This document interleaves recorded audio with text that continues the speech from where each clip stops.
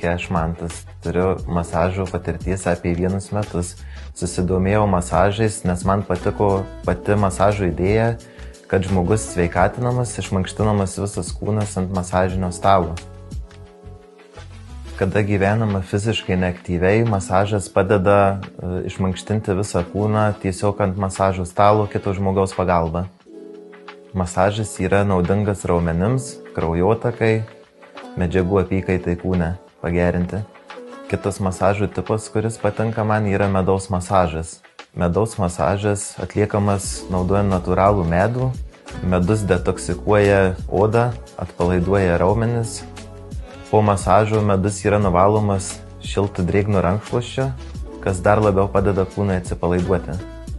Toks masažas labai tinkamas ypač šaltuoju metų laiku, nes padeda stiprinti imunitetą.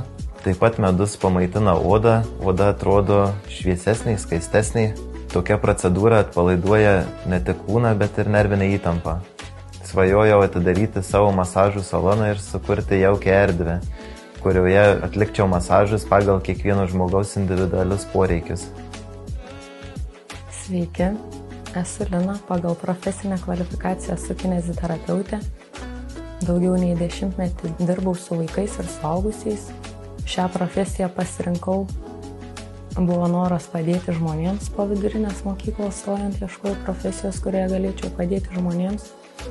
Prieš gerą 10 metį atradau tokius mokymus.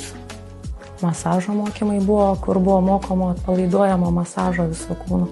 Mokantis šio masažo pajutau, kad galima maksimaliai padėti žmogui, labiau nei dirbant kaip judesio terapeutei.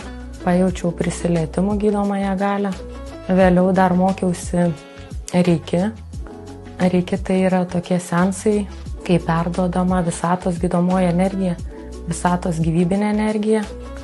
Ir šių sensų metu žmogus įvedamas į maksimaliai atsipalaidavimo fazę, kurios metu vyksta savaiminė savireguliacija, gyjimas, sveikatinimas, žmogui nieko nedarant. Kuriantis erdvę masažams, kūrėme 2 erdvės, vienoje erdvėje masažai bus skirti giliųjų raumenų masažui, kur žmonėms reikia būtent raumenų atpalaidavimo, o kitoje erdvėje bus atpalaiduojantis masažai. Kiekvienas masažas turi savo paskirtį. Vienam žmogui labiau reikia atpalaiduoti nervų sistemą, labiau orientuotis į atpalaiduojančius masažus, kitam žmogui reikia labiau giliųjų raumenų masažo, kur yra daug trigerių, įtampos daug, kur nepadeda vien atpalaiduojantis masažas.